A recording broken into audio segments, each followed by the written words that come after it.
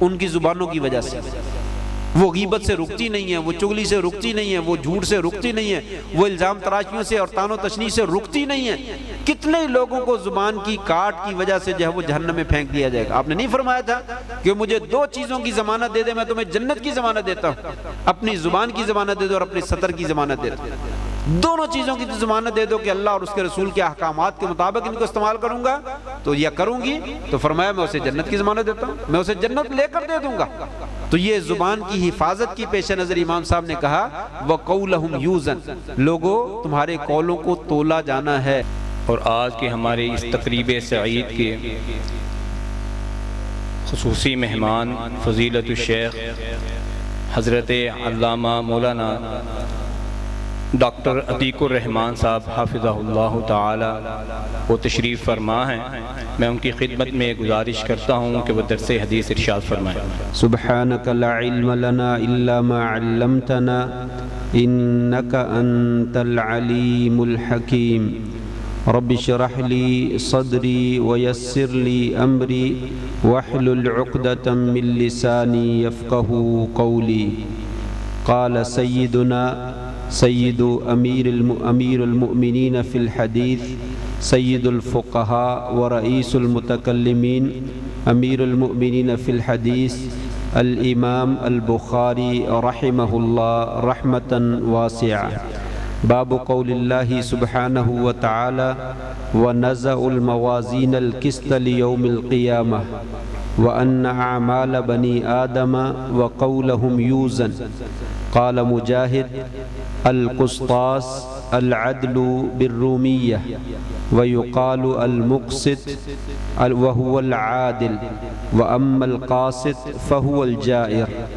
قال حدثني أحمد بن إشكاب قال حدثنا محمد بن فضيل عن عمارة بن القعقاع عن أبي زرعة رضي رحمهم الله عن أبي هريرة رضي الله تعالى عنه أن النبي صلى الله عليه وسلم قال كلمتان حبيبتان إلى الرحمن خفيفتان على اللسان ثقيلتان في الميزان سبحان الله وبحمده سبحان الله العظيم۔ نہایت ہی عزت کے لائق علماء و مشائخ، معلمات، منتظمین ادارہ، ماؤں بہنوں، بیٹیوں اور عزیز طالبات، جیسا کہ آپ جانتے ہیں کہ آج صحیح بخاری شریف کی آخری حدیث پر درس دینے کے لیے مجھ طالب علم کو، ناقص علم والے کو یہاں پہ مدعو کیا گیا ہے۔ میرے لیے تو اعزاز ہے، لیکن حقیقی بات یہ ہے کہ اس حدیث پر اہل علم کا حق جو ہے وہ زیادہ بنتا ہے۔ بڑے علماء جو ہے اس کا حق ادا کر سکتے ہیں، میں تو اس کا حق ادا نہیں کر سکتا، لیکن جو اہل علم سے، علماء سے میں نے علم حاصل کیا ہے، اسی کی روشنی میں تھوڑا بہت جو سبق یاد کیا ہوا ہے وہ آپ کے سامنے گوش گزار کرنے کی کوشش کرتا ہوں اللہ کی توفیق کے ساتھ۔ امام بخاری رحمہ اللہ کو اللہ تبارک و تعالی نے جو اعلیٰ مقام عطا فرمایا ہے، شاید کائنات میں صحابہ کے بعد کسی اور کے حصے میں وہ مقام نہیں آیا ہے، جنہیں سید الفقہاء بھی کہا جاتا ہے اور امیر المؤمنین فی الحدیث بھی کہا جاتا ہے اور رئیس المتکلمین بھی کہا جاتا ہے۔ امام محمد بن بشار رحمہ اللہ جو امام بخاری رحمہ اللہ کے استاذ ہیں، اور امام بخاری رحمہ اللہ نے غالباً 200 سے زائد حدیثیں جو ہے ان سے روایت کی ہیں، اتنے بڑے استاذ ہیں۔ وہ فرماتے ہیں افقہ خلق اللہ فی زماننا، ہمارے زمانے میں سب سے زیادہ اگر کوئی فقیہ ہے اور اللہ کی معرفت رکھنے والا ہے اور دین کو جاننے والا ہے تو وہ امام بخاری رحمہ اللہ رحمتاً واسعہ ہے۔ ایک اور امام ہے محمد بن سلام بیکندی رحمہ اللہ، وہ فرماتے ہیں کہ کلما دخل علی ھذا الفتى تحیرت ولا ازال خائفا منہ۔ یہ بھی امام بخاری رحمہ اللہ کے استاذ ہیں اور فرماتے ہیں کہ جب بھی یہ نوجوان یعنی امام بخاری رحمہ اللہ یہ میری مجلس میں آتے ہیں تو میں حیران رہ جاتا ہوں، اور ہمیشہ میں ان سے خائف ہی رہتا ہوں، ہمیشہ مجھے ان کی باتوں سے ڈر ہی لگا رہتا ہے۔ یہ امام بخاری رحمہ اللہ کے استاذ محمد بن سلام بیکندی رحمہ اللہ جو ہے فرماتے ہیں، جو کہ بہت بڑے استاذ اور بڑے بڑے ائمہ ان کے جو ہے وہ شاگرد ہیں، اور علی ابن المدینی رحمہ اللہ ان کو کون نہیں جانتا، جو کہ علل کے بھی اور حدیث کے بھی امام ہیں، انہیں بھی امیر المومنین فی الحدیث جو ہے وہ کہا جاتا ہے۔ امام بخاری رحمہ اللہ نے ایک دفعہ پہ جملہ بولا، کہا مستصغرت نفسی عند احد الا عند علی ابن المدینی۔ امام بخاری رحمہ اللہ فرماتے ہیں اللہ نے مجھے بڑے اعزازات سے نوازا ہے، میں نے کبھی اپنے آپ کو چھوٹا محسوس نہیں کیا، کسی محفل میں کسی بندے کے سامنے مجھے جو ہے وہ محسوس نہیں ہوا کہ میرا مقام جو ہے وہ تھوڑا ہے یا میری جو ہے وہ ذات جو ہے وہ کمتر ہے، کبھی اس طریقے کا کوئی احساس نہیں ہوا۔ لیکن امام علی ابن المدینی رحمہ اللہ جب میں ان کے سامنے جاتا ہوں تو مجھے احساس ہوتا ہے کہ میں چھوٹا ہوں، میرا مقام جو ہے وہ کم ہے۔ تو یہ جملہ جو امام بخاری رحمہ اللہ کا تھا، یہ کسی نے جا کر امام علی ابن المدینی رحمہ اللہ کو بتا دیا کہ امام بخاری تو آپ کے بارے میں یہ کہتے ہیں۔ تو وہ کہنے لگے دعو ھذا، اور اس کی بات کو چھوڑو، فإن محمدن رحمہ اللہ لم یر مثلہ، امام بخاری رحمہ اللہ نے تو اپنے جیسا کبھی دیکھا ہی نہیں ہے، انہوں نے تو اپنے جیسا کبھی دیکھا ہی نہیں ہے، یعنی ان کی برابری کرنے والا جو ہے وہ کون ہو سکتا ہے۔ علی کل حال امام بخاری رحمہ اللہ کے بارے میں اگر میں اقوالوں کا سلسلہ جاری رکھوں تو ایک لمبی فہرست ہے جنہوں نے امام صاحب کی جو ہے وہ خوب تعریف کی ہے، لیکن بات کرتے ہیں ہم کتاب کی۔ یہ کتاب بھی بڑی شاندار ہے، اور اس کتاب کو بھی اللہ تبارک و تعالیٰ نے بہت اونچا مقام جو ہے وہ عطا فرمایا ہے۔ 3 سبب ذکر کیے جاتے ہیں کہ اس کتاب کو کیوں لکھا گیا۔ امام بخاری رحمہ اللہ کے زمانے میں کتابیں تو بہت ساری لکھی گئی تھی، اور لیکن اس میں رطب و یابس تھا، صحیح اور ضعیف احادیث کی جو ہے وہ مخلوط تھی اور خلط ملط کیا ہوا تھا، ضعیف حدیثیں بھی تھی اور صحیح حدیثیں بھی تھی۔ اسی وقت امام صاحب کے ذہن میں خیال پیدا ہوا کہ کوئی ایسی کتاب لکھنی چاہیے جس میں صحیح حدیث کا مجموعہ جو ہے وہ مرتب کیا جائے، یہ بھی سبب بن گیا۔ دوسرا سبب ذکر کیا جاتا ہے کہ امام بخاری رحمہ اللہ نے ایک خواب دیکھا، فرماتے میرے ہاتھ میں پنکھا ہے اور نبی کریم صلی اللہ علیہ وآلہ وسلم آرام فرما رہے ہیں، اور میں پنکھے کے ذریعے سے آپ کے جسم سے مکھیاں جو بیٹھ رہی ہیں ان کو اڑا رہا ہوں۔ میں نے تعبیر کرنے والوں سے اس کی خواب کی تعبیر پوچھی تو انہوں نے کہا کہ تم یقیناً نبی کریم صلی اللہ علیہ وسلم کی حدیثوں کا دفاع کرو، جو آپ کی طرف غلط اور جھوٹی حدیثیں منسوب کی گئی ہیں ان کا آپ کلا کما کریں۔ اس وقت بھی امام صاحب کے ذہن میں یہ بات بیٹھ گئی کہ کوئی نہ کوئی ایسی کتاب لکھنی چاہیے جس میں صحیح حدیث کا مجموعہ جو ہے مرتب کیا جائے۔ تیسرا سبب یہ بنا، آپ کے استاذ ہیں جو بہت بڑے وقت کے محدث ہیں، امام اسحاق ابن ابراہیم الحنظلی یا اسحاق ابن ابراہیم راہوی رحمہ اللہ، ایک موقع پہ انہوں نے کہا بیٹا لو جمعتم کتابا مختصرا لصحیح سنت رسول اللہ صلی اللہ علیہ وسلم، اگر میری خواہش ہے کہ تم نبی کریم صلی اللہ علیہ وسلم کی حدیثوں کی اور سنت کی صحیح ترین کتاب جو ہے اس کو کوئی مختصر سی کتاب لکھ دے تو بہت کمال ہو جائے۔ تو کہنے لگے جب استاذ گرامی نے یہ میری بات کہی تو میری یہ بات دل میں بیٹھ گئی، تو میں نے تہیہ کر لیا پھر یہ کتاب لکھوں گا۔ چنانچہ آپ نے جو ہے 16 سال کی انتھک محنت کے بعد، محنت شاقہ کے بعد، دن رات خون پسینہ ایک کرنے کے بعد اس کتاب کو 6 لاکھ احادیث میں سے 7563 حدیثیں ایک قول کے مطابق یہ کتاب جو ہے وہ جمع فرمائے۔ اگر اس میں سے تکرار والی حدیثیں نکال دی جائیں تو بعض علماء کے نزدیک 4000 حدیثیں اور بعض کے نزدیک 2500 حدیثیں۔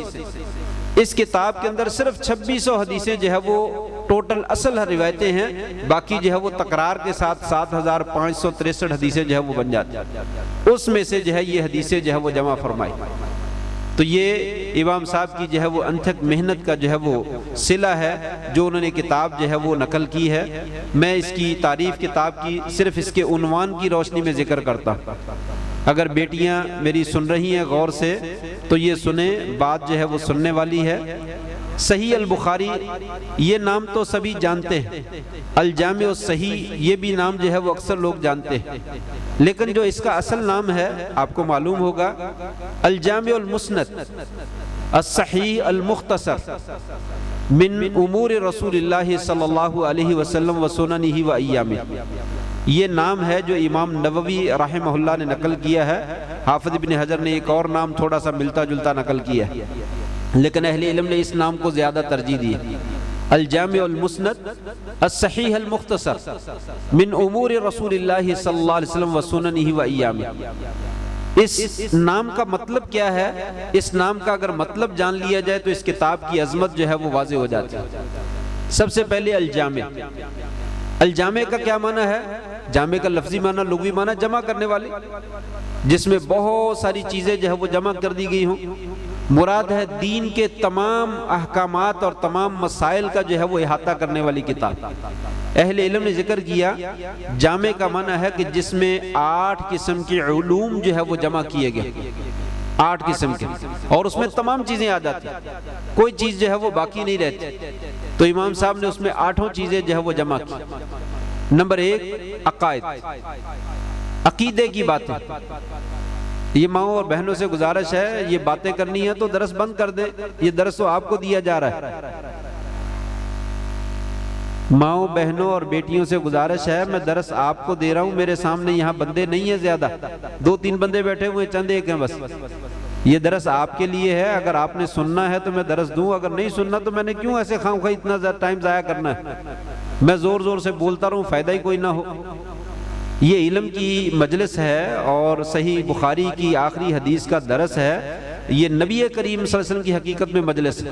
آپ کی بات ہونی ہے اور سلف صالحین کی بات ہونی ہے جنہوں نے آپ کی دین کی حفاظت کی ہے اور قربانیاں پیش کی ہیں، ان کا تذکرہ کیا جا رہا ہے۔ تو یہاں پہ تو خاموش بیٹھنا ہی بہت بڑی عبادت ہے، چاہے جائے کہ انسان اس کو سنے اور اس میں سے عبرت حاصل کرے اور نصیحت حاصل کرے، یہ تو مقصد ہونا چاہیے۔ تو آپ سے نہایت ادب سے گزارش ہے ذرا خاموشی اختیار کریں اور توجہ سے سنیں۔ تو میں ذکر کر رہا تھا الجامع، جامع کہتے ہیں وہ کتاب جس میں 8 قسم کی علوم یا 8 قسم کی باتیں جو ہے وہ موجود ہوں۔ نمبر 1 عبادات، یا بلکہ عقائد، عقیدہ، عقائد جو ہے وہ موجود ہوں۔ امام بخاری رحمہ اللہ نے اس میں عقائد کی بہت خوبصورت جو ہے وہ باتیں ذکر کی، اور خاص طور پہ آخری باب کتاب التوحید، عقیدے کا باب بنا دیا۔ دوسرا نمبر ہے عبادات کا، نماز، روزہ، حج، زکوٰۃ، جتنی بھی عبادات ہیں وہ عبادات بھی شامل ہوں تو اس کو جامع کہا جاتا ہے۔ نمبر 3، تیسرا ہے احکام، حکم، یعنی کس چیز کا جو ہے وہ کیا حکم ہے، فرض ہے، واجب ہے، نماز، روزہ، حج، زکوٰۃ وغیرہ کے احکام جو ہیں اس میں جو ہے وہ آ جاتے ہیں سارے، بلکہ عبادات اور احکام کو ایک شامل کر لیں آپ، دوسرا نمبر اس کو قرار دے دیں۔ احکام جو ہے اس میں یہ عبادات ساری کی ساری آ جائیں گی کہ فلاں چیز کا کیا حکم ہے، فلاں چیز کا حکم جو ہے وہ کیا ہے۔ 2 چیزیں، تیسری ہے آداب، مجلس کے کیا آداب ہیں، جب گفتگو کی جا رہی ہو اس کو سننے کے کیا آداب ہیں، بیٹھنے کے کیا آداب ہیں، گفتگو کرنے کے کیا آداب ہیں، چلنے پھرنے اور کھانے پینے کے کیا آداب ہیں، رہنے سہنے کے کیا آداب، یہ امام بخاری رحمہ اللہ نے اس میں ذکر کیا۔ نمبر 4 رقائق، امام بخاری رحمہ اللہ نے اس میں رقائق بھی ذکر کیے۔ رقائق کا معنی ہے دل کو نرم کر دینے والی چیزیں، اللہ کی طرف مائل کر دینے والی چیزیں، دل میں تقوی اور پرہیزگاری پیدا کرنے والی چیزیں، زہد، دنیا سے بے رغبتی پیدا کرنے والی چیزیں، ان کو رقائق کہا جاتا ہے۔ تو یہ چوتھے نمبر پہ رقائق بھی جو ہے وہ موجود ہے۔ نمبر 5 التفسیر، قرآن مجید کی تفسیر۔ امام بخاری نے مستقل ایک کتاب رکھی ہے جس کا نام ہی تفسیر ہے، سورۃ فاتحہ سے لے کر ناس تک ان کو جتنی بھی تفسیریں اپنے علم کے مطابق ملی ہیں اور ان کی شرائط کے مطابق ہی اس میں جمع کر دیں۔ نمبر 6 فتن، فتنوں کے معاملات، نبی صلی اللہ علیہ وسلم کے زمانے کے بعد سے لے کر آج تک اور قیامت تک آنے والے جتنے فتن ہیں ان کے بارے میں جو کچھ بھی صحیح احادیث کی روشنی ملا اس میں جمع جو ہے وہ کر دیا گیا۔ نمبر 6 تفسیر، اور نمبر 6 فتن، اور نمبر 7 السیر، سیرت کے بارے میں اس میں تفصیل سے بیان کیا گیا، نبی کریم صلی اللہ علیہ وسلم کے حالات شروع سے لے کر آخر تک جو ہے وہ ذکر کیے گئے۔ اور نمبر 8 المناقب، مناقب کا معنی فضائل، یعنی نبیوں کے فضائل، آپ صلی اللہ علیہ وسلم کے فضائل، صحابہ کے فضائل، انصار اور مہاجرین کے فضائل، مکہ اور مدینہ کے فضائل، مسجد نبوی کے فضائل وغیرہ وغیرہ، یہ فضائل مناقب جو ہیں یہ سارے مصنف نے جو ہے وہ بیان کی۔ یہ الجامع جو ہے اس کو کہا جاتا ہے، یہ کتاب ہے الجامع جس میں دین کی تمام جہتوں کے اوپر جو ہے وہ گفتگو کی گئی ہے، کوئی ایسا مرحلہ نہیں، کوئی ایسا شعبہ نہیں ہے، کوئی ایسی جانب نہیں ہے جس کے بارے میں اس کتاب کے اندر جو ہے وہ ذکر نہ کیا گیا۔ نمبر 2 المسند، مسند کا معنی ہے وہ باتیں جو نبی کریم صلی اللہ علیہ وسلم کی طرف منسوب کی گئی، ایک معنی تو منسوب کا ہے اور دوسرا معنی جس کی سند متصل ہو، صحیح سند کے ساتھ آپ تک یہ بات جو ہے وہ پہنچی اور آپ نے وہ فرمایا، یہ مسند کے دونوں معنی اس میں شامل ہیں۔ تو یہ سند بھی موجود ہے اور نبی کریم صلی اللہ علیہ وسلم کے اقوال، افعال اور تقریرات کا جو ہے وہ مجموعہ ہے، آپ کی طرف منسوب شدہ باتیں، اس اعتبار سے اس کو مسند کہا گیا۔ نمبر 3 الصحیح، اس کتاب کو صحیح کہا جاتا ہے۔ یہ صحیح کا لفظ جو ہے وہ بہت ہی غور و فکر کرنے والا ہے، امام صاحب نے اس کا نام الصحیح رکھا۔ اس سے پہلے بھی کچھ کتابیں لکھی گئی ہیں لیکن ان کے اندر یہ شروط اور ان چیزوں کا خیال نہیں رکھا گیا تھا جو امام صاحب نے رکھا۔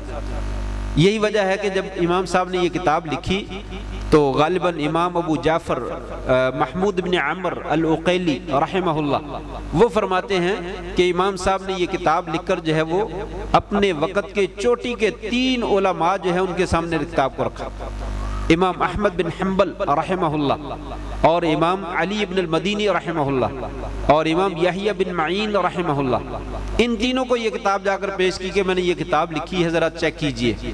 چنانچہ انہوں نے کتاب کو چیک کیا، پڑھا، مراجعہ کیا تو انہوں نے خوب تعریف کی اور بہت مدح سرائی کی کہ آپ نے بہت خوبصورت کام کیا ہے اور شاندار کام کیا ہے، اس طرح کا کام جو ہے وہ پہلے نہیں ہوا۔ وہ فرماتے ہیں 4 روایتیں تھیں جن کے اوپر کچھ کلام کیا گیا، 4 روایتیں تھیں جن کے اوپر کچھ کلام کیا ان 3 اماموں نے، یعنی 7563 حدیثوں میں سے صرف 4 حدیثیں ایسی ان کو ملی جس کے اوپر کچھ کلام کیا جا سکتا ہے، انہوں نے کلام کیا اور باقی کی تعریف کی۔ امام عقیلی فرماتے ہیں دوسرے علماء اور ہماری رائے یہ ہے کہ امام بخاری رحمہ اللہ کا جو موقف 4 روایتوں کے بارے میں ہے وہ زیادہ صحیح ہے اور ان 3 لوگوں کی بات جو ہے وہ کم درجے کی۔ یہاں بھی امام صاحب کا موقف جو ہے وہ صحیح ہے، یہ صحیح ترین روایات کا جو ہے وہ مجموعہ ہے۔ یہ امام صاحب کی کتاب کو جو ہے وہ وقت کے ائمہ نے جو ہے وہ مقام جو ہے وہ عطا فرمایا، اور 2 امام ہیں، ایک کا نام ہے امام الحرمین عبد الملک بن عبداللہ الجوینی رحمہ اللہ اور دوسرے کا نام ہے امام ابو نصر الوائلی السجزی رحمہ اللہ۔ ان دونوں نے اپنی اپنی جگہ پہ جو ہے وہ لکھا ہے کہ امت کا اتفاق ہے کہ یہ کتاب صحیح ترین روایتوں کا مجموعہ ہے۔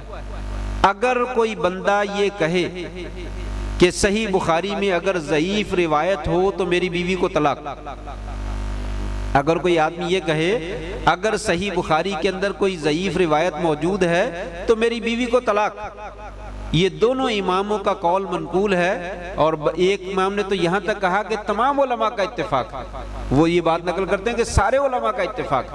وہ اتفاق کیا ہے کہ اس کی بیوی کو طلاق نہیں ہوگی، اس لیے کہ اس کتاب کے اندر ضعیف روایت جو ہے وہ ہے ہی کوئی۔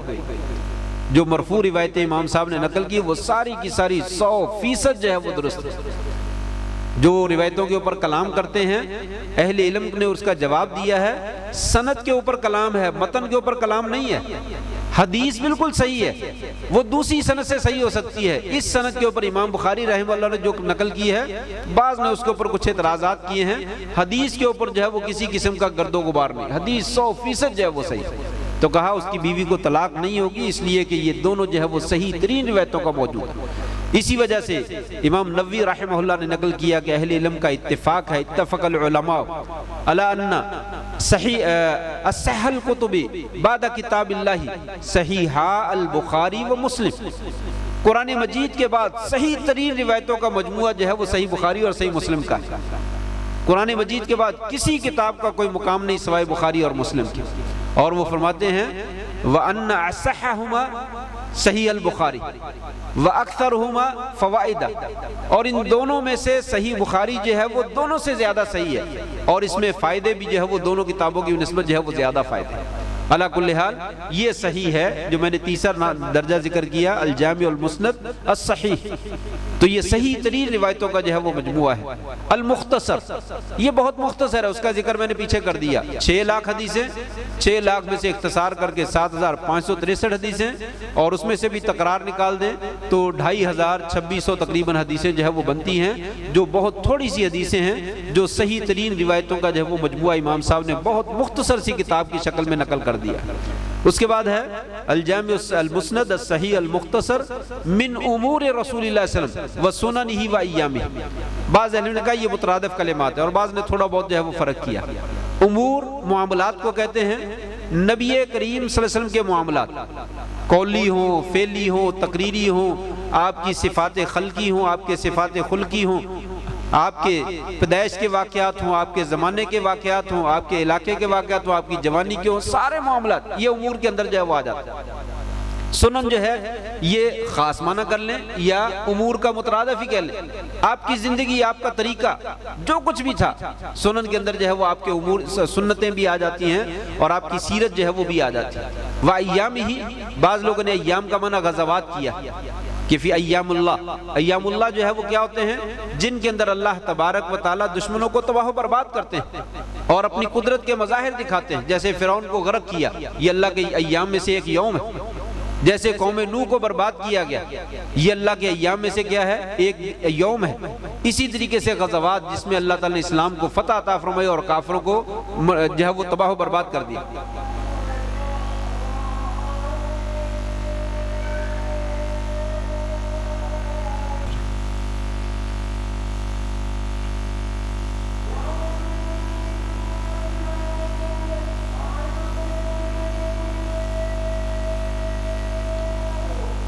لا الہ الا اللہ اللہم صلی علی محمد وعلی آل محمد کما صلیت علی ابراہیم وعلی آل ابراہیم انک حمید، اللہم بارک علی محمد وعلی آل محمد کما بارکت علی اللہم رب هذه الدعوة والصلاة القائمة آت محمد الوسیلۃ والفضیلۃ وابعثہ مقامہ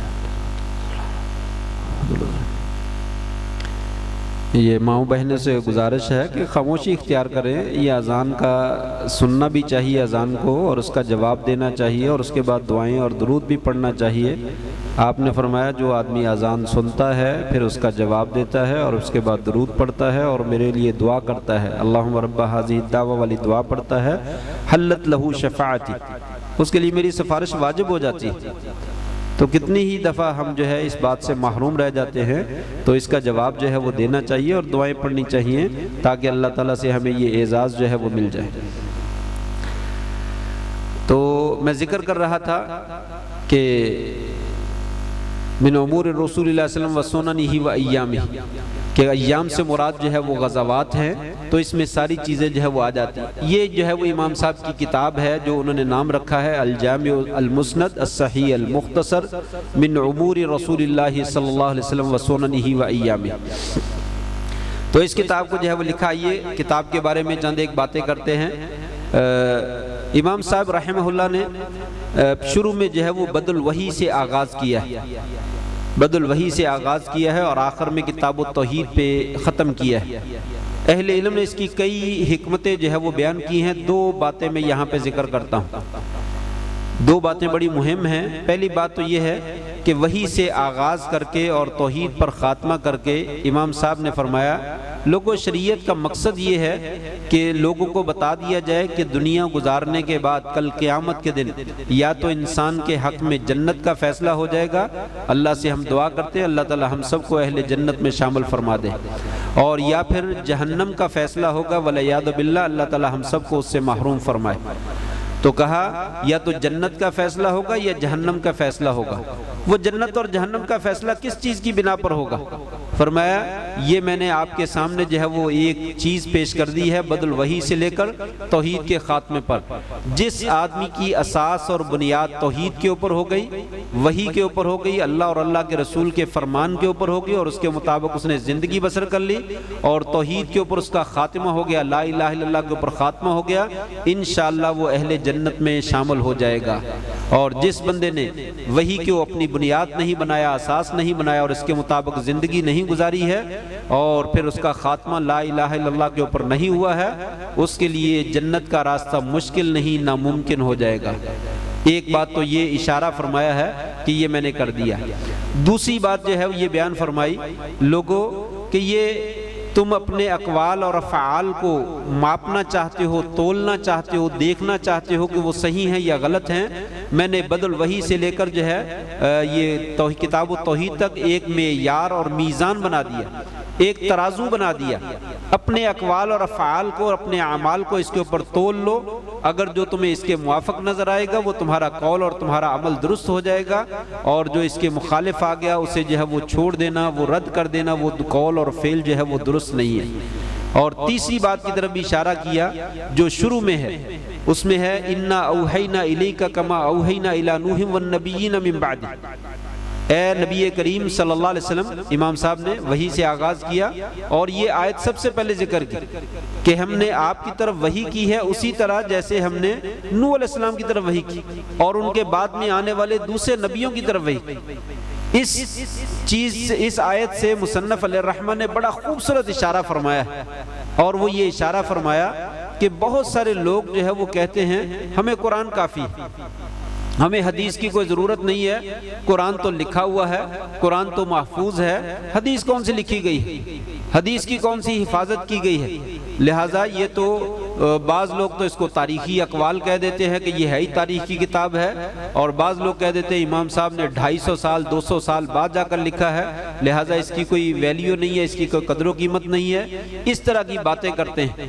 تو امام صاحب نے یہ آیت نقل کر فرمایا لوگوں حدیث حجت ہے, بالکل اسی طرح حجت ہے جیسے قرآن مجید حجت ہے, اسی طرح دلیل ہے جیسے قرآن مجید دلیل ہے. جیسے قرآن سے مسائل اخذ کیے جاتے ہیں اور قرآن کے مطابق عمل کرنے والا جنت میں جاتا ہے, اسی طرح حدیث سے مسائل اخذ ہوتے ہیں اور حدیث کے اوپر عمل کرنے والا جنت میں جائے گا. جیسے قرآن کی مخالفت کرنے والا جہنم میں جائے گا, ایسے ہی حدیث کی مخالفت کرنے والا بھی جہنم میں جائے گا. دلیل کیا دی؟ اے نبی کریم صلی اللہ علیہ وآلہ وسلم, ہم نے آپ کی طرف وحی کی ہے اسی طرح جس طرح نوح علیہ السلام کی طرف وحی کی. اب سوال پیدا ہوتا ہے نوح علیہ السلام کی طرف وحی کیسے کی گئی؟ نوح علیہ السلام نے 950 سال جو ہے وہ اپنی قوم کو جو ہے وہ تبلیغ کی, 950 برس 950 سال تو یہ تبلیغ کی. ان کے پاس کون سی کتاب تھی؟ اللہ تعالیٰ کی کون سی کتاب لکھی ہوئی تھی؟ کوئی کتاب نہیں تھی. وہ وہی تھی جو قوم کو بیان کیا کرتے تھے زبانی کلامی. لوگوں اللہ کو مانو, اللہ کے رسول کو مانو, آخرت کو مانو, لوگوں یہ کام کرنے ہیں یہ کام نہیں کرنے. 950 سال آپ نے یہی کلام پیش کیا, کوئی کتاب پیش نہیں کی. تو وہ نوح علیہ السلام اپنی قوم کو حدیث پیش کرتے رہے. ان کے پاس کوئی قرآن مجید نہیں تھا, کوئی تورات نہیں تھی, کوئی زبور نہیں تھا, کوئی صحف ابراہیم اور صحف موسیٰ نہیں تھے. یہ زبانی کلامی جو نبی کے ارشادات تھے وہی کی شکل میں تھے, وہ پیش کرتے رہے. قوم نے نہیں مانا, اور کبھی قوم نے یہ اعتراض بھی نہیں کیا جو آج کی دنیا اعتراض کرتی ہے کہ کوئی لکھا ہوا قرآن تو لے کر آؤ. اے نوح تم بات جو کرتے ہو کوئی لکھی ہوئی تمہارے پاس موجود ہے؟ کچھ بھی سوال نہیں کیا, لیکن انکار کیا. اللہ تبارک و تعالیٰ نے عذاب نازل کیا حدیث کا انکار کرنے کی بنا پر. قوم نوح کو تباہ و برباد کر دیا. کہا اے نبی کریم صلی اللہ علیہ وسلم, ہم نے آپ کی طرف وحی اسی طرح کی ہے جیسے نوح علیہ السلام کی طرف وحی کی. وہ زبانی کلامی جو حدیث پہنچاتے تھے لوگوں کو, وہ اللہ کا پیغام تھا, وہ ان کی اپنی ذات کی بات تھی نہیں, انہوں نے کبھی اپنی بات کی نہیں, اللہ ہی کی بات کی تھی. اے نبی کریم صلی اللہ علیہ وسلم, آپ بھی جب لوگوں سے بات کرتے ہیں تو اللہ ہی کی بات کرتے ہیں, اس کے علاوہ کوئی بات کرتے ہی نہیں. وَمَا يَنْتِقُ عَنِ الْهَوَىٰ إِنْ هُوَ إِلَّا وَحْيٌ يُوحَىٰ, آپ وہی کلام کرتے ہیں جو آپ کی طرف جو ہے وہ وحی کی جاتی ہے, وحی کے علاوہ کلام نہیں. اس سے ثابت امام صاحب کرنا چاہتے ہیں کہ یہ حدیث کی کتاب جو ہے یہ وحی کی کتاب ہے. یہ صحیح بخاری جو ہے یہ وحی کی کتاب ہے، اسی لیے میں نے بدل وحی سے آغاز کیا۔ یہ انسان کا کلام نہیں ہے، یہ اللہ کا کلام ہے، صرف یہ ہے کہ الفاظ اللہ تعالیٰ کے نہیں ہیں، کلام اللہ ہی کا ہی ہے، اس کے معنی اور مفاہیم جو ہے وہ اللہ کی جانب سے ہیں، الفاظ کو جامع جو ہے وہ نبی کریم صلی اللہ علیہ وسلم نے جو ہے وہ پہنا ہے، باقی اصل کلام جو ہے وہ اللہ تبارک و تعالیٰ، یہ ذکر کیا۔ اس کے علاوہ دوسرے نبیوں کی طرف وحی کی، موسیٰ علیہ السلام، فرعون کے ساتھ مناظرہ ہوا، بحث مباحثہ ہوا، فرعون کو غرق کر دیا گیا، پانی میں غوطے دے دے کر ہلاک کر دیا گیا اور اس کے حواریوں کو ہلاک کر دیا گیا۔ کس بنا پر؟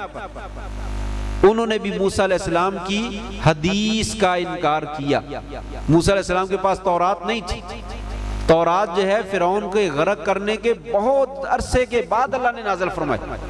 تورات کا فرعون کے زمانے میں وجود ہی نہیں تھا، تو فرعون نے کون سے قرآن کا انکار کیا؟ کون سی تورات کا؟ حدیث کا انکار کیا۔ موسیٰ علیہ السلام زبانی کلامی اللہ کا پیغام پہنچاتے رہے، اسی کو حدیث کہا جاتا ہے۔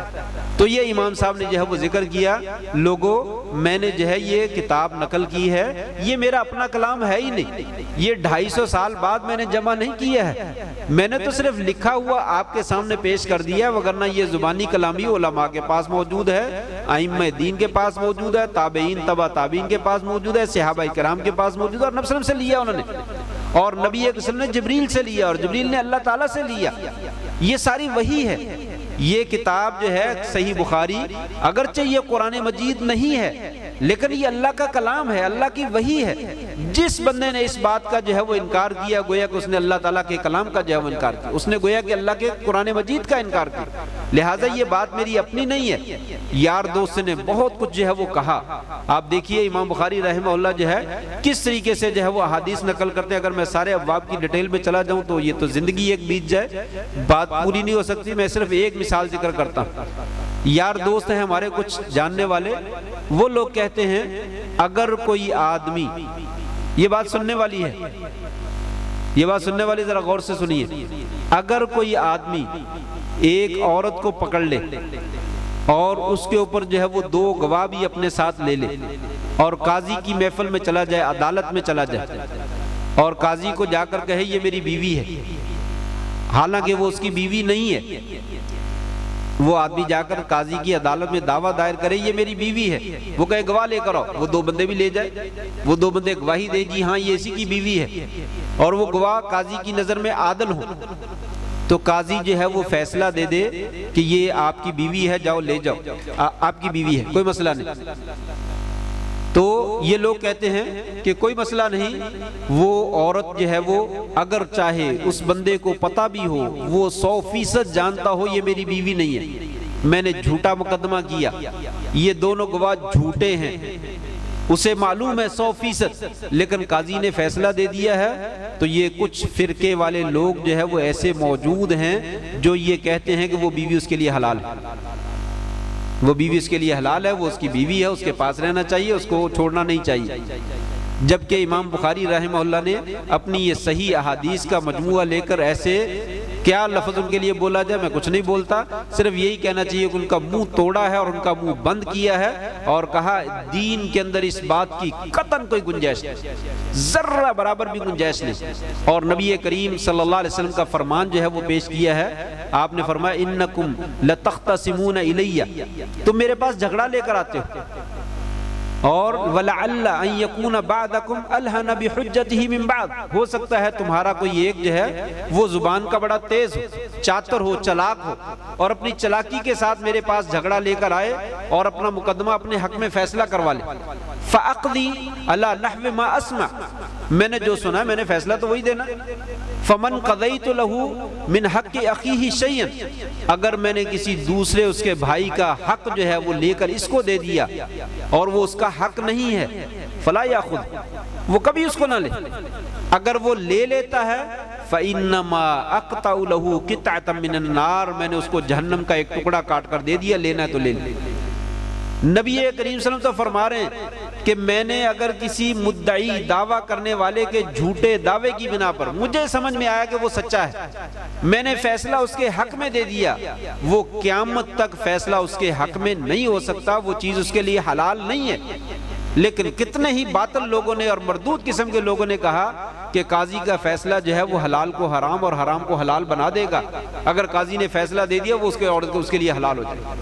تو امام صاحب نے یہ کتاب جو ہے وہ جمع کر کے بتلایا ایسے مسائل کی اور ایسے مفتیوں کی اور ایسے علماء کی دین میں قطعاً کوئی گنجائش نہیں۔ لوگوں اپنی عزتوں کی بھی حفاظت کرو، اپنے دین کی بھی حفاظت کرو۔ اگر تم اس کتاب کو تھامے رکھو گے تو اپنے دین کو جو ہے وہ تھامے رکھو گے، اگر اس دین کتاب کو تم نے چھوڑ دیا تو گویا کہ اپنے دین کو جو ہے وہ چھوڑ دیا اور گمراہ ہو جاؤ۔ یہی بات جو ہے امام صاحب نے بدل وحی سے لے کر جو ہے یہ باب قول اللہ تعالی وَنَضَعُ الْمَوَازِينَ الْقِسْطَ إِلَى يَوْمِ الْقِيَامَةِ، یہاں تک جو ہے وہ پیش کیا کہ میں نے صحیح ترین احادیث کا مجموعہ جو نبی کریم صلی اللہ علیہ وسلم کے اقوال ہیں اور حقیقت میں وہ اللہ کا کلام ہے، حقیقت میں وہ اللہ تعالیٰ کی وحی ہے، میں نے اپنی طرف سے اور راویوں نے اپنی طرف سے کچھ نہیں لکھا، ہم نے صحیح ترین باتوں کا مجموعہ جو دین ہے اس کو آپ کے سامنے پیش کر دیا، اس کے مطابق عمل کرو، اگر اس کو تم نے چھوڑ دیا تو تم گمراہ ہو جاؤ، راہ راست سے جو ہے وہ ہٹ جاؤ گے۔ تو یہ صحیح طریقہ ہے، اس کو جو ہے وہ اختیار کرنا چاہیے۔ تو یہ امام بخاری رحمہ اللہ نے پیش کیا۔ اور آخری باب جو ہم بیان کرتے ہیں باب قول اللہ تعالی وَنَضَعُ الْمَوَازِينَ الْقِسْطَ لِيَوْمِ الْقِيَامَةِ، اللہ تعالیٰ کا فرمان ہے ہم جو ہے وہ عدل کا ترازو جو ہے وہ قیامت کے دن لگائیں گے۔ پہلی کتاب جو تھی بدل وحی اس میں بھی آیت نقل کی، اور آخری کتاب کتاب التوحید ہے اس میں بھی آیت نقل کی۔ باب کے اندر مصنف جو ہے وہ عنوان کے اندر اکثر جو ہے وہ تقریباً آیات نقل کر دیتے ہیں۔ جو عناوین ہیں صحیح بخاری کے یہ تقریباً 3882 کے قریب، بعض نے 400 کے قریب ذکر کیا۔ کتاب التوحید جو ہے اس میں 58 عنوان ہیں، 58 عنوان ہیں۔ عنوان مؤلف خود قائم کرتا ہے کہ یہ حدیث ہے، اس حدیث کے اوپر یہ عنوان بنتا ہے۔ مثلا انما الاعمال بالنیات، یہ حدیث ہے، اس کے اوپر عنوان بننا چاہیے کہ لوگوں عملوں کا دار و مدار نیت پہ ہوتا ہے، تمام عملوں کا دار و مدار نیت پہ ہے، یہ عنوان ہے۔ یہ عنوان کتاب کا لکھنے والا خود تحریر کرتا ہے۔ امام صاحب نے اپنی کتاب کے عنوان بنائے ہیں، کتاب التوحید میں 58 باب ہیں، ان میں سے 46 کے قریب ابواب ایسے ہیں جن میں امام صاحب نے عنوان لکھا ہے قرآن مجید کی آیت۔ اس حدیث کا عنوان جو ہے وہ کیا ہے؟ حدیث کی آیت، قرآن مجید کی آیت، آیت نقل کی۔ اور یہ آخری باب جو ہے اس میں بھی آیت نقل کی، وَنَضَعُ الْمَوَازِينَ الْقِسْطَ لِيَوْمِ الْقِيَامَةِ، یہ آیت نقل کی۔ یہاں بھی اہل علم نے وہی نقطہ بیان کیا۔ امام بخاری رحمہ اللہ فرماتے ہیں کچھ مردود قسم کے لوگ تو ایسے ہیں وہ تمام احادیث کا انکار کرتے ہیں، وہ قرآن کا انکار تو نہیں کرتے لیکن حدیثوں کا سب کا انکار کر دیتے ہیں، اور کچھ لوگ ایسے ہیں جو تمام احادیث کا تو انکار نہیں کرتے لیکن خبر واحد کا انکار کر دیتے ہیں۔ خبر واحد حدیث کی قسموں میں سے ایک قسم ہے، ہم اس بحث میں نہیں جاتے، عامت الناس شاید نہ سمجھ پائیں، تو ایک قسم ہے حدیث کی اس کا انکار کر دیتے ہیں، جیسے انما الاعمال بالنیات، وہ بھی خبر واحد ہے، اور یہ جو ہے حدیث کلمتانی، یہ بھی جو ہے وہ خبر واحد ہے، تو خبر واحد کا انکار کر دیتے ہیں۔ امام بخاری رحمہ اللہ نے عنوان جو 46 عنوان قائم کی، اس میں آیتیں نقل کی۔ ان آیتوں کا نقل کرنے کا مقصد یہ ہے لوگوں یہ باتیں جو میں نے حدیث کی روشنی میں پیش کی ہیں یہ صرف حدیث میں موجود نہیں، قرآن میں بھی موجود ہے۔ یہ باتیں حدیث میں نہیں، قرآن میں بھی موجود ہیں۔ جس آدمی نے حدیث کا انکار کیا وہ یاد رکھے اس نے حدیث کا انکار نہیں کیا، اس نے قرآن کا انکار کیا۔ امام احمد رحمہ اللہ بھی یہی فرماتے ہیں، من رد علی النبی صلی اللہ علیہ وسلم، وہ فرماتے ہیں اللہ تعالیٰ نے وذکر المیزان، اللہ تبارک تعالیٰ نے میزان کا ذکر کیا، وَنَضَعُ الْمَوَازِينَ الْقِسْطَ، قرآن میں میزان کا ذکر ہے، ترازو لگایا جائے گا، اور نبی کریم صلی اللہ علیہ وسلم نے حدیث میں میزان کا ذکر کیا، ثقیلتان فی المیزان، قرآن مجید نے میزان کا ذکر آیت میں ذکر کیا اور حدیث میں ثقیلتان فی المیزان، اس میں بھی میزان کا ذکر کیا۔ امام احمد رحمہ اللہ فرماتے ہیں فمن رد علی النبی صلی اللہ علیہ وسلم فقد رد علی اللہ، جس نے نبی کریم صلی اللہ علیہ وسلم کے اوپر رد کیا اس نے اللہ آپ پہ رد نہیں کیا بلکہ اللہ تعالیٰ کے اوپر رد کیا۔ یہ امام بخاری رحمہ اللہ ثابت کرنا چاہتے ہیں لوگوں یہ ساری حدیثیں تقریباً قرآن سے ثابت ہیں، خاص طور پہ توحید کے مسائل، عقائد کے مسائل جو ہیں، جو حدیثیں میں نے ذکر کی ہیں وہ سارے مسئلے حدیثوں سے نہیں قرآن سے بھی ثابت ہیں، لہٰذا تم یہ حدیثوں کا انکار نہیں کرتے، حقیقت میں تم لوگ قرآن کا انکار کرتے۔ تو یہ جو ہے وہ ذکر کیا وَنَضَعُ الْمَوَازِينَ الْقِسْطَ لِيَوْمِ الْقِيَامَةِ، لوگوں ہم قیامت کے دن جو ہے سراپا عدل جو ہے وہ ترازو جو ہے وہ مقرر کریں گے۔ وہ کیسا سراپا عدل ہوگا؟ وہ آپ نے حدیث بطاقہ تو جو سن رکھی ہے، مشہور حدیث ہے، میں صرف اشارہ ہی کروں گا کہ بندہ آئے گا 999 جو ہے وہ رجسٹر ہوں گے جو برائیوں سے بھرے پڑے ہوں گے، اور وہ بندہ جو ہے خود ہی تیار ہو جائے گا کہ میں نے جہنم میں جانا ہے، مجھے فیصلے کی ضرورت نہیں ہے۔ اللہ تعالیٰ فرمائے گا نہیں ٹھہر ادھر آ جاؤ، فلا تظلم نفس شیئا، آج کے دن جو ہے کسی پر ذرہ برابر بھی ظلم نہیں کیا جائے گا، کچھ ظلم نہیں ہوگا۔ کہا یا اللہ ضرورت ہی نہیں ہے، کہا نہیں تیرے نامہ اعمال کو تولنا ہے، کہا تولنے کی ضرورت نہیں ہے، میری نیکیاں اور برائیاں مجھے معلوم ہیں۔ کہا نہیں تیری کوئی نیکی بھی ہے، وہ نیکی لائی جائے گی تو ایک چھوٹی سی پرچی ہوگی جس کو حدیث بطاقہ کہتے ہیں، اسی وجہ سے وہ پرچی ہوگی، چھوٹی سی پرچی، اس کے اوپر جو ہے وہ لا الہ الا اللہ محمد رسول اللہ صلی اللہ علیہ وسلم جو ہے وہ لکھا ہوا، کلمہ جو ہے وہ لکھا ہوا۔ تو کہا تولا جائے گا، وہ کہا نہ تولیے، کہا نہیں تولنے تو دو۔ 999 رجسٹر جو ہے وہ ایک پلڑے میں ڈال دی جائیں گے، اور حدیث والی وہ آیت کلمے والی پرچی جو ہے وہ دوسرے پلڑے میں ڈال دی جائے گی۔ حدیث میں آتا ہے فتاشت السجلات، وہ 999 رجسٹر جو ہے وہ آسمان کو لگ جائیں گے، اور وہ پرچی والا پلڑا جو ہے وہ نیچے زمین کو لگ جائے گا اور وہ بھاری ہو جائے گا۔ یہ کہا فلا تظلم نفس شیئا، آج کے دن کسی جان پہ ظلم نہیں کیا جائے گا، اور وہ بڑا عدل والا ترازو ہوگا، اور صحیح صحیح میزان کرے گا، صحیح صحیح تول کر جو ہے وہ دکھائے گا۔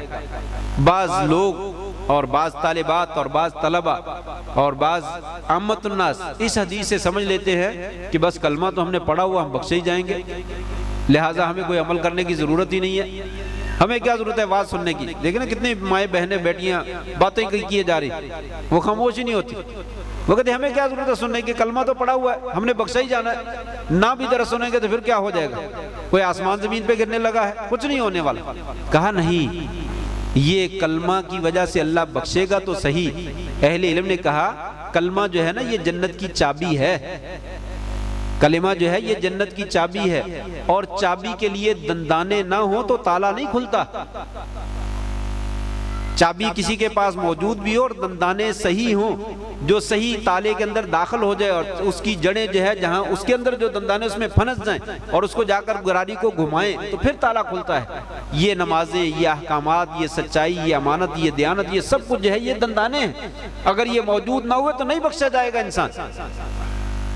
آج جیسا کہ آپ نے اسراء اور معراج کے واقعات میں اور کسوف کی نماز میں آپ نے جنت اور جہنم کے احوال ذکر کیے، تو آپ نے ذکر کیا میں نے اس عورت کو بھی دیکھا جو ایک بلی کی وجہ سے جہنم میں داخل ہو گئی، نہیں داخل ہوئی کہ بلی کو اس نے باندھ دیا، اس کو کھانے کے لیے کچھ نہیں دیا، وہ مر گئی، ظلم کیا، حالانکہ وہ مسلمہ تھی، مومنہ تھی۔ اگر وہ مردود ہوتی، مرتد ہوتی، کافر ہوتی تو بلی کا ذکر کرنے کی ضرورت ہی نہیں، کفر کی وجہ سے گئی جہنم میں، وہ مسلمہ تھی، کہا وہ بلی کی وجہ سے جہنم میں داخل ہو گئی۔ وہ حاجیوں کی چوری کرنے والا جس کی کھونڈی تھی، صاحب المحجن، وہ اپنی لاٹھی کے ساتھ کسی کی ٹوپی اتار لیتا، کسی کا رومال اتار لیتا، کسی کو کوئی چیز چھڑی کے ساتھ پکڑ لیتا، اگر پتہ چل جاتا تو معذرت کر لیتا، وہ بھی سوری وہ میری لاٹھی کے ساتھ آپ کی چیز لٹک گئی ہے، یہ لے لیجیے آپ کی۔ اگر نہ پتہ چلتا ذہب بھی اس کو لے جاتا۔ آپ نے فرمایا جہنم میں میں نے وہ چھڑی والا حاجیوں کی چوری کرنے والے کو بھی دیکھا۔ صرف کلمہ پڑھنے سے گزارا نہیں ہونا، تو پھر اس حدیث کا کیا مطلب ہے بطاقہ والی؟ اس کا جواب یہ ہے کہ اس آدمی کی طرف آپ دیکھ لیں اس حدیث میں جس نے 999 قتل کی، پھر 100واں بھی قتل کر دیا، 100 بندہ قتل کر دیا، پھر وہ جی چاہا کہ میں توبہ کروں، توبہ کرنے کے لیے اس نے پکا ارادہ کر لیا۔ کسی سے پوچھا توبہ کرنا چاہتا ہوں بتاؤ کیا کرو؟ کہا تم جس علاقے میں رہتے ہو وہ برے لوگوں کا علاقہ ہے، یہاں پہ توبہ نہیں ہونی، یہاں پہ تم بھی پھر برائی کرو، دوبارہ برائی کرو، اس جگہ کو چھوڑ دو، وہ نیک لوگوں کی بستی ہے وہاں چلے جاؤ۔ اس نے عزم کر لیا، سچی توبہ کر لی، سچی توبہ کی، ارادہ کیا، چلو نہ بھی توبہ کیا بھی، عزم پکا کر لیا۔ اس نے اپنے ماں بہن بھائی بیٹے بیٹیاں جو بھی اولاد کوئی ہوگی، جو بھی اس کے دوست احباب ہوں گے، اپنے محلے والے، دکان والے، گلی والے، کھیلنے والے، نہ کھیلنے والے، وہ ناول، وہ وی سی آر، وہ فلمیں، جو بھی اس کے پاس برائی کی چیزیں ہوں گی، جو پیالے شراب کے ہوں گے، جو زنا کی عورتیں اس کے پاس موجود ہوں گی، اس نے وہ سارا علاقہ چھوڑ دیا۔ آپ بتائیے کہ آج اگر کوئی آدمی، کتنے لوگ، کتنی مائیں بہنیں اور بیٹیاں اور بھائی یہ شکایت کرتے ہیں، حضرت جی یہ بلائی فلاں بلائی ہے، میں چھوڑنا چاہتا ہوں، چھوٹتی نہیں، یہ فلاں برائی ہے چھوٹتی نہیں ہے، میں ایک دفعہ توبہ کی پھر کر لیتا ہوں، پھر توبہ کرتا ہوں، پھر کر لیتا ہوں۔ اس کا علاج کیا ہے اس حدیث میں؟ وہ جگہ تو چھوڑو، وہ چیز تو چھوڑو جس کی وجہ سے تمہیں برائی لگی ہوئی ہے۔ اگر موبائل کی وجہ سے برائی ہے، انسان موبائل کو چھوڑے ہی نہیں۔ اگر ناول کی وجہ سے برائی ہے تو ناول کو چھوڑتا ہی نہیں۔ ڈائجسٹ کی وجہ سے برائی ہے تو ڈائجسٹ کو چھوڑتا نہیں۔ اگر برا دوست اس کی وجہ سے برائی ہے تو برے دوست کو چھوڑتا ہی نہیں۔ تو برائی کیسے، توبہ کیسے کر لے گا؟ اس جگہ کو چھوڑو، اس علاقے کو چھوڑو، اس چیز کو چھوڑو۔ دیکھیے کیسے توبہ کی توفیق ملتی ہے، کیسے اللہ تعالیٰ توبہ قبول کرے گا، گناہ جو ہے وہ چھوٹ جائے گا۔ اس نے چھوڑ دیا، رستے میں روح قبض ہو گئی، رستے میں جو ہے وہ روح قبض کر لے گی۔ یہ بندہ، قصہ مختصر، جنت اور جہنم کے فرشتے آئے اور فیصلہ جنت کے حق میں ہو گیا، زمین کو سکیڑ دیا گیا اور فیصلہ کیا گیا زمین کی پیمائش کر لیں۔ تو نیک لوگوں کی بستی جو تھی وہ تھوڑی سی جو ہے وہ ایک ہاتھ کہہ لیجئے، تھوڑا سا کہہ لیجئے، وہ نزدیک تھی، وہ بھی اللہ نے زمین کو سکڑنے کا حکم دیا، چھوٹی ہو جا۔ نیک لوگوں کی بستی چھوٹی ہوگی اور قریب ہوگی، جنت کے فرشتے لے گئے۔ یہ جنت کے فرشتے کیوں لے گئے؟ ابھی تو توبہ بھی نہیں کی، صرف پکا ارادہ کیا، اس لیے لے گئے کہ اس نے دل سے پختہ ارادہ کر لیا اور اس کے بعد اس کو عمل کرنے کا موقع ہی نہیں ملا۔ اگر موقع ملتا تو وہ یقیناً نیک لوگوں جیسے عمل کرتا، کبھی برائی کے قریب بھی نہ جاتا، جس کی وجہ سے اللہ نے معاف کرتا۔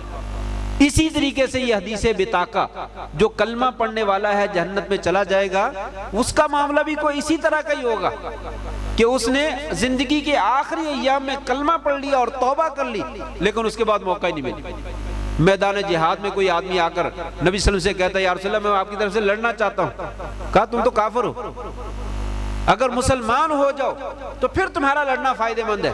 وہ کہتا چلو میں مسلمان ہوتا ہوں۔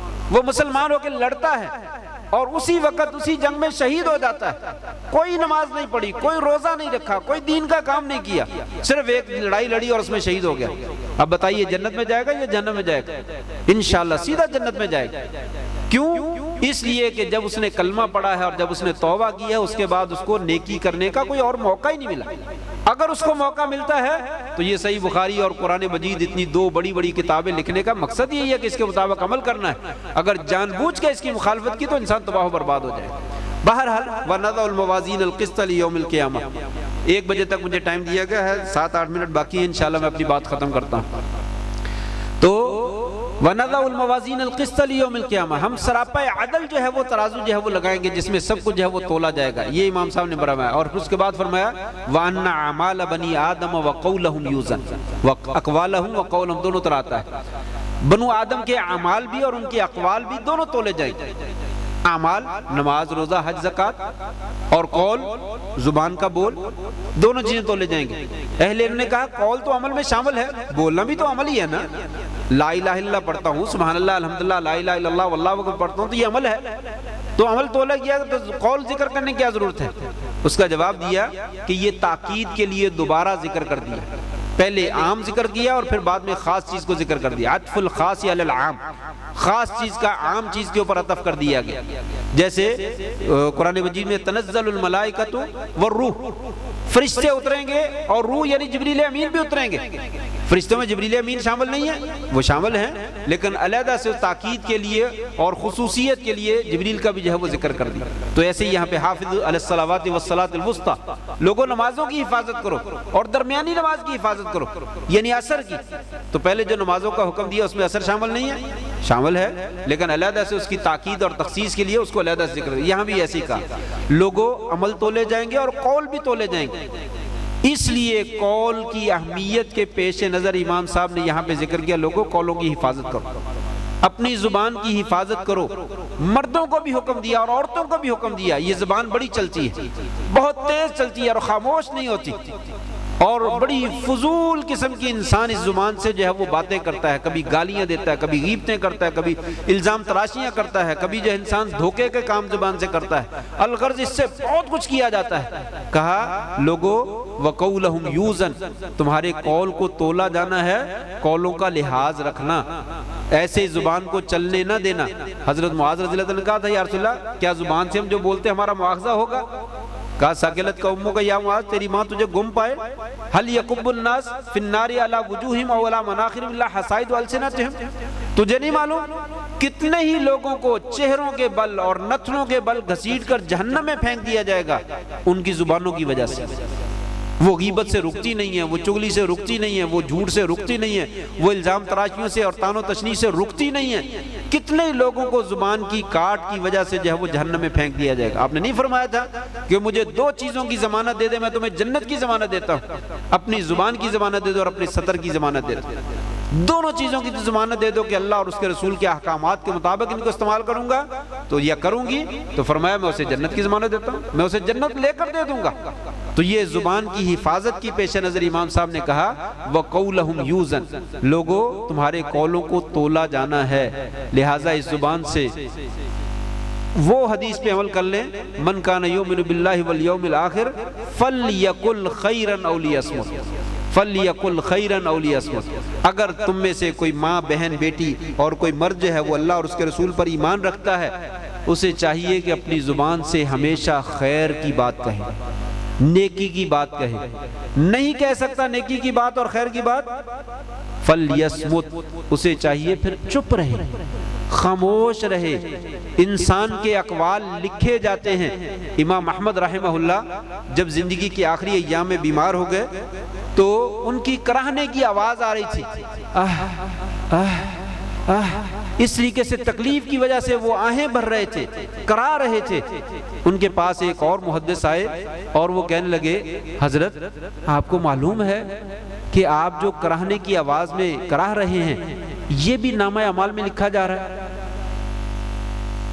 جب انہوں نے اتنی بات کہی تو امام احمد رحمہ اللہ خاموش ہو اور تکلیف کو برداشت کرنے لگے، اور پھر راوی کہتا ہے کہ مرنے تک امام صاحب کے کراہنے کی آواز دوبارہ جو ہے وہ نہیں سنی تھی۔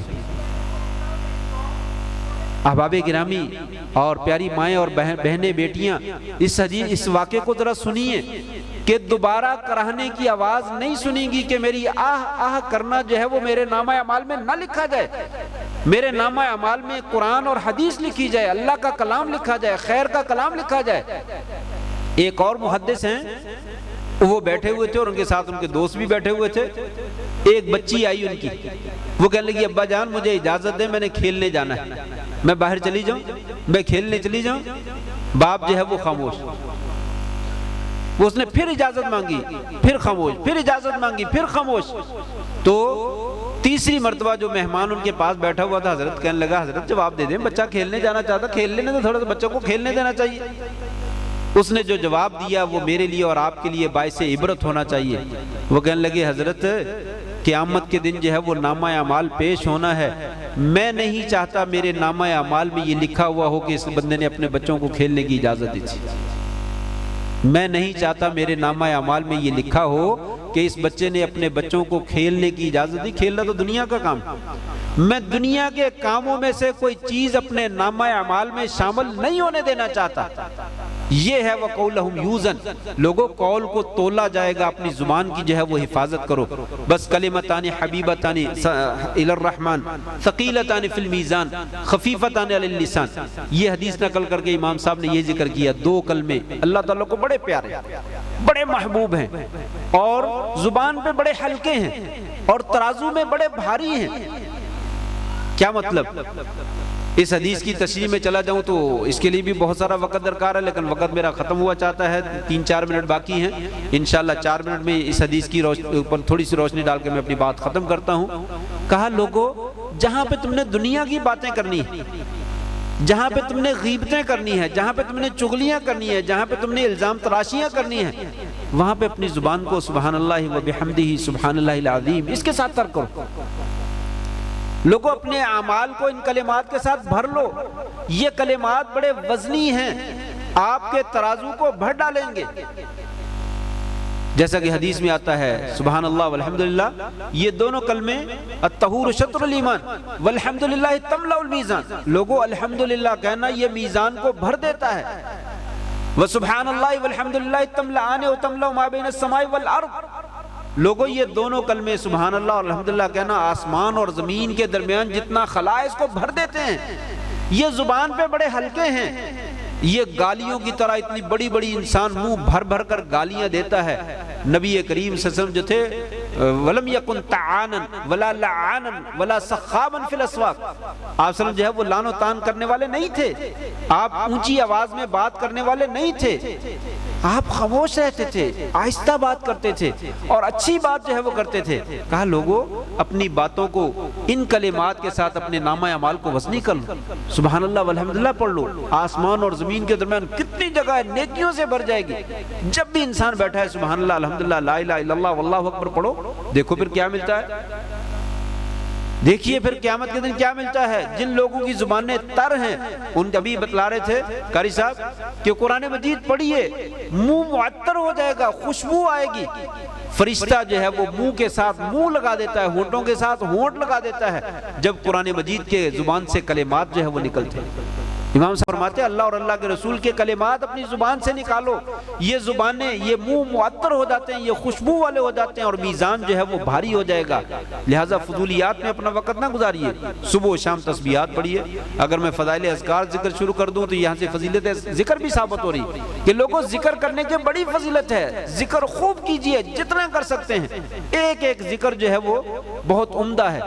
دعائے کرب، اگر میں ماں اور بہنوں اور بیٹیوں کو پوچھوں کہ دعائے کرب کیا ہوتی ہے تو شاید نہ بتلا سکتے، اکثر لوگ نہ بتلا سکتے۔ مصیبت کا علاج، پریشانیوں کا علاج، اور اس میں بھی اللہ کی تعریف کے کلمات، لا الہ الا اللہ العظیم الحلیم، لا الہ الا اللہ رب العرش العظیم، لا الہ الا اللہ رب السماوات ورب الارض ورب العرش الکریم، یہ دعائے کرب ہے۔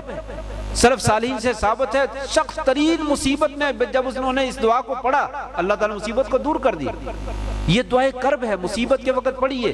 امام صاحب کہتے ہیں لوگوں یہ سبحان اللہ والحمدللہ جو ہے یہ ترازو کو بھر دیتے ہیں۔ آخری بات ذکر کر رہا ہوں، مصنف الرحمہ نے یہ آخری حدیث نقل کر کے ترمذی کی وہ روایت کی طرف اشارہ کیا ہے جس میں ہے کہ جب مجلس میں بیٹھو تو کفارہ مجلس ضرور پڑھا کرو، جب مجلس سے اٹھ کر جانے لگو تو کفارہ مجلس پڑھا کرو، وہ اس میں دعا ہے سبحانک اللہم و بحمدک اشہد ان لا الہ الا انت استغفرک و اتوب الیک۔ فرمایا یہ دعا پڑھ لو، مجلس میں جو کمی اور کوتاہی ہوئی ہوتی ہے اللہ تعالیٰ معاف کر دیتے ہیں۔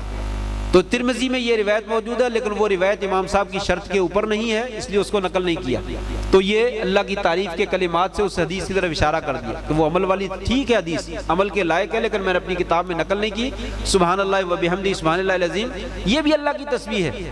یا وہ دعا پڑھ لو یا یہ پڑھ لو، اللہ تبارک و تعالیٰ یقیناً تمہارے گناہ معاف کر دے گا، تمہاری غلطیوں کو معاف کر دے گا۔ تو کفارہ مجلس کے طور پر اس کو پڑھ لو۔ تو آخر میں امام صاحب نے حدیث ختم کرنے کے بعد کہا لوگوں میں نے یہ کام کیا ہے، اس میں پتہ نہیں کتنی کمیاں کوتاہیاں رہی ہیں، اس میں میرا کوئی کمال نہیں ہے، سبحان اللہ، اللہ پاک ہے عیبوں سے، نقائص سے، کمیوں سے، کوتاہیوں سے، ہر قسم کے عیبوں سے اللہ پاک ہے، اور میری ذات جو ہے وہ عیبوں والی، میں عیبوں سے بھرا پڑا ہوں، اللہ تو ہی پاک ہے، میں نے کچھ نہیں کیا، وَبِحَمْدِهِ، یا اللہ تمام تعریفیں تیری ہیں، کائنات میں جتنے کمالات ہیں، جو کچھ ہو رہا ہے سب تیری توفیق سے ہے، سب تیرے نور سے ہے، سب تیری قوت سے ہے، سب تیری قدرت سے ہے، یا اللہ کوئی کچھ نہیں کر سکتا۔ ابھی اذان ہوئی تھی، ہم نے کہا حی علی الصلاۃ حی علی الفلاح، مؤذن نے جب کہا تو ہم نے کیا جواب دیا؟ لا حول ولا قوت الا باللہ، یا اللہ یہ جو اذان ہو رہی ہے اللہ اس اذان کا جس کا میں جواب دے رہا ہوں، یا اللہ وہ کہہ رہا نماز کی طرف آؤ، میں جواب دیتے ہوئے بھی کہتا ہوں یا اللہ اگر تیری توفیق شامل حال نہ ہوئی تو میں یہ نماز ادا نہیں کر سکوں گا، اللہ اس نماز کے پڑھنے کے لیے بھی مجھے تیری توفیق کی ضرورت ہے، اگر تو نے توفیق دے دی تو میں نماز پڑھ لوں گا، اگر تو نے توفیق نہ دی تو میں کبھی نماز نہیں پڑھ سکوں گا، یا اللہ میں تو قدم قدم پہ، لمحے لمحے، ایک ایک سانس پہ، ہر ایک گزرتی ہر گھڑی میں تیرا ہی محتاج ہوں، میں تو کچھ بھی نہیں کرنے کے کام۔ امام صاحب نے فرمایا بحمدہ، یا اللہ یہ سارا کام کیا ہے میں نے کچھ نہیں کیا، یہ صحیح بخاری 16 سال کے عرصے میں نے جمع کر دی ہے، میں نے کچھ نہیں کیا، یہ تیری توفیق ہے، تیری توفیق شامل حال نہ ہوتی تو میں کچھ نہیں کر سکتا تھا۔ وَبِحَمْدِهِ سبحان اللہ العظیم، اللہ تو پاک ہی پاک ہے، تو عظمتوں والا ہے، تو بڑائیوں والا ہے، ہمارے اندر کوئی عظمت نہیں۔ گویا کہ امام صاحب نے خاص طور پہ معلمین، معلمات، طلبہ اور طالبات، اہل علم، مرد اور خواتین، سب کو جو ہے وہ خاص طور پہ جو دین کے ساتھ وابستہ رہتے ہیں ان کو کہا لوگو یہ اپنی آنا کو ختم کر لو، میں نے کیا اور میں نے وہ مارکا مار دیا، میں نے یہ کر دیا، میں نے وہ کر دیا، سبحان اللہ و بحمدہ سبحان اللہ العظیم، میں کچھ بھی نہیں، یا اللہ یہ تو تیری توفیق ہے کہ تو نے مجھے اس کام کے لیے منتخب کر لیا، میں تو کسی کام کے قابل نہیں، اللہ جو کچھ کیا ہے تیری توفیق سے کیا ہے، تیرا ہی شکر ادا کرتے ہیں، تیرا ہی نام لیتے ہیں اور تیرا ہی دم بھرتے ہیں۔ اگر کوئی انسان یہ کہنے والا بن گیا دل سے تو یقیناً اس کے کام کو اللہ تعالیٰ نہ صرف مقبولیت عطا کرے گا جیسے امام بخاری رحمہ اللہ کو عطا کی، یہ اخلاص ہے کہ میرا کچھ نہیں یا اللہ سب کچھ تو نے کیا ہے۔ کہا اگر یہ اخلاص پیدا ہو جائے تو اس طرح مقبولیت پیدا ہوتی ہے کہ وقت کے لوگ مخالف ہو گئے، امام صاحب کو جو ہے وہ دعائیں مانگنا پڑی، یا اللہ کہ اب دنیا میں میرا کچھ نہیں باقی رہا، اب تو اپنے پاس ہی بلا لے تو اچھا ہے، ایسے حالات پیدا ہو گئے۔ لیکن امام بخاری رحمہ اللہ کو اللہ نے جو عظمت عطا کی، جو شہرت عطا کی، کوئی مدرسہ، کوئی علاقہ، کوئی جگہ ایسی ہے ہی نہیں جہاں امام بخاری رحمہ اللہ کا نام نہ لیا جاتا، جہاں ان کی حدیث کی کتاب نہ پڑھائی جاتی۔ ساری دنیا آج بخاری بخاری بخاری رحمہ اللہ رحمتاً واسعہ یہی کرتی ہے، یہ کس وجہ سے ہے؟ یہ سبحان اللہ و بحمدہ سبحان اللہ العظیم پڑھنے کی وجہ سے اور اس کے مطابق نظریہ اور عقیدہ بنانے کی وجہ سے۔ یا اللہ میں نے کچھ نہیں کیا، میرے جیسا ہوتا ہے، آپ جیسا ہوتا تو شاید کہتا ہے یہ بخاری میں نے لکھی ہے، اور لوگوں میں نے لکھی ہے، میں نے دیکھو میں نے کیا کام کیا ہے۔ امام صاحب کہتے ہیں نہیں میں نے کچھ نہیں کیا، لوگوں میں نے کچھ نہیں کیا، یہ جو کچھ ہوا اللہ کی توفیق سے ہوا ہے، میں تو یہی دعا کرتا ہوں جو کمی اور کوتاہی اللہ مجھے معاف کر دے اور اللہ اپنی رضا کے لیے قبول کر دے۔ ہم بھی یہی دعا کرتے ہیں یا اللہ ہم نے دنیا میں کوئی اچھا کام نہیں کیا، اگر کوئی کیا ہے تو وہ تیری توفیق کے ساتھ ہے۔ آج تو نے ہمیں جس سٹیج پہ بٹھایا ہے، جو تو نے ہمیں پڑھنے کی توفیق دی، ہمیں پڑھانے کی توفیق دی، یا اللہ یہ سارے تیری توفیق کے ساتھ ہے، اگر تیری توفیق شامل حال نہ ہوتی ہم کچھ نہیں کر سکتے تھے۔ یا اللہ ہم بھی تیرا ہی شکریہ جو ہے وہ ادا کرتے ہیں۔ ماں اور بہنوں اور بیٹیوں سے میں ان کو جو ہے وہ ہدیہ مبارکباد پیش کرتا ہوں کہ انہوں نے جو ہے وہ جن طلبہ نے طالبات نے خاص طور پہ صحیح بخاری کا درس لیا اور درس نظامی جو ہے وہ مکمل کیا، اور جن معلمات نے جو ہے وہ پڑھایا ہے، اللہ تبارک تعالیٰ ان کی زندگیوں میں برکت نصیب فرمائے، ان کے علم اور عمل میں برکت نصیب فرمائے اور ان کو اخلاص کی دولت سے مالا مال فرمائے۔ ان مدرسوں کو اللہ تعالیٰ رہتی دنیا تک جو ہے وہ آباد فرمائے، اور ان کے والدین کے لیے، ان کے اساتذہ کے لیے اور ان کے بڑوں کے لیے اور انتظامیہ اور ان کے اوپر پیسہ خرچ کرنے والوں کے لیے، سب کے لیے ان سب لوگوں کو جو ہے وہ صدقہ جاریہ بنا دے۔ اللہ ہماری دنیا بھی بہتر فرما دے، ہماری آخرت بھی بہتر فرما دے۔ وآخر دعوانا الحمدللہ رب العالمین۔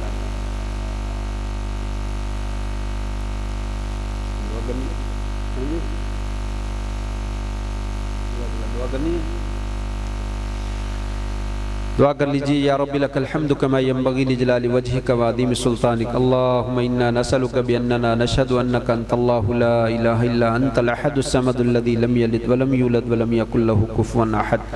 اللہم صلی علی محمد وعلی آل محمد کما صلیت علی ابراہیم وعلی آل ابراہیم انک حمید مجید۔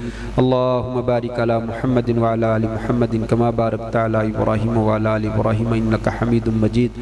اللہم انا نسألک علما نافعا وعملا متقبلا ورزقا حلالا واسعا طیبا۔ رب زدنا علما، رب زدنا علما، رب زدنا علما، رب اشرح لی صدری ویسر لی امری واحلل عقدۃ من لسانی یفقهوا قولی۔ اللہم طہر قلوبنا من النفاق واعمالنا من الرياء والسنتنا من الكذب واعیننا من الخیانہ انک تعلم خائنۃ الاعین وما تخفی الصدور۔ اللہم انا نعوذ بک من علم لا ينفع ومن قلب لا يخشع ومن نفس لا تشبع ومن دعوة لا يستجاب لها۔ اللہم آت نفوسنا تقواها وزکها وانت خیر من زکاها وانت ولیها ومولاها۔ اللہم الہمنا رشدنا وعزنا من شرور انفسنا۔ اللہم الہم اولادنا وتلاميذنا رشدهم وعزهم من شرور انفسهم۔ اللہم الہمهم رشدهم وعزهم من شرور انفسهم۔ اللہم اکفنا بحلالک عن حرامک واغننا بفضلک عمن سواک۔ اللہم اکفنا بحلالک عن حرامک واغننا بفضلک عمن سواک۔ رب ارحمهما كما ربياني صغيرا، رب ارحمهما ارحمهما كما ربياني صغيرا رب ارحمهما كما ربياني صغيرا اللهم اغفر لنا ولوالدينا ولأساتذتنا ولأقربائنا ولأصدقائنا ولمن أحبنا فيك ولمن أحببناه فيك ولجميع المؤمنين والمؤمنات والمسلمين والمسلمات الأحياء منهم والأموات اللهم اغفر لجميع موتى المسلمين الذين شهدوا لك بالوحدانية ولنبيك بالرسالة وماتوا على ذلك. مولا کریم جن بیٹیوں نے یہ سبق لیے ہیں اللہ ان کو نیک بنا دے, اللہ ان کی نظروں میں حیا پیدا فرما دے, اللہ ان کو حشر و حیا کا پیکر بنا دے, اللہ ان کو دین کے بہترین خادم اور دین کے بہترین مبلغ بنا دے اور دائی بنا دے اور دین کی خدمت کرنے والے بنا دے, اللہ ان کا مستقبل اچھا بنا دے, اللہ ان کو اچھے رشتے نصیب فرما دے اور مستقبل کامیاب زندگی گزارنے کی توفیق نصیب فرما. اللہ ان بچیوں کو والدین کے لیے اور ان کے اساتذہ کے لیے اور معلمات کے لیے اور ان کی انتظامیہ کے لیے بہترین صدقہ جاریہ بنا دے. اللہ جن معلمات نے ماؤں بہنوں اور بیٹیوں نے پڑھایا ہے اللہ ان کی زندگیوں میں برکت نصیب فرما. اللہ یہ کمزور ہیں اور تھوڑی تھوڑی تنخواہوں پہ تھوڑے تھوڑے پیسوں پہ اور کچھ لوگ فی سبیل اللہ ہی پڑھاتے چلے جاتے ہیں, اللہ ان کی زندگیوں میں برکت نصیب فرما دے, اللہ ان کی محنتوں کو قبول فرما لے, اللہ ان کے گھر میں برکتیں جیسے انہوں نے تیرے دین کو آباد رکھنے کی کوشش کی ان کے گھروں کو تو آباد فرما دے. اللہ اس مدرسے کو رہتی دنیا تک آباد فرما. اس مدرسے کو چلانے والے انتظام کرنے والے جتنے بھی احباب ہیں ان کے مال و دولت میں ان کے اولاد میں ان کے گھر بار میں سب چیزوں میں برکتیں نصیب فرما. اللہ یہ مدرسے اور یہ جامعات یہ ادارے تمام کے تمام تیرے دین کے قلعے ہیں, اللہ ان کی حفاظت فرما. دنیا میں طرح طرح کے فتنے ہیں, الہاد کا, شرک کا, دین فتنہ, انکار حدیث کا اور پتہ نہیں کیا کیا جو ہے وہ فتنے موجود ہیں. اللہ ہمیں بھی اور ہماری اولادوں کو ان بچیوں کو سب کو جو ہے وہ ان فتنوں سے محفوظ فرما. اور ان فتنوں کے زمانے میں یہ اسلام کے قلعے محفوظ قلعے ہیں, اللہ ان کے ذریعے سے کتاب و سنت کی آبیاری کی جاتی ہے. ہم ٹوٹے پھوٹے الفاظ میں جو کچھ بھی بیان کرتے ہیں اور جو اساتذہ بیان کرتے ہیں اور استانیہ بیان کرتی ہیں اللہ یہ تیرے دین کی خدمت ہی تو ہے. اللہ تو ہی ان کی حفاظت فرما اور جتنی مشکلات ہیں ان ساری مشکلات کو دور فرما دے. راستے میں جو رکاوٹیں ان کو دور فرما دے. حاسدوں کے حسد سے اور شریروں کے شر سے ہمیشہ محفوظ فرما.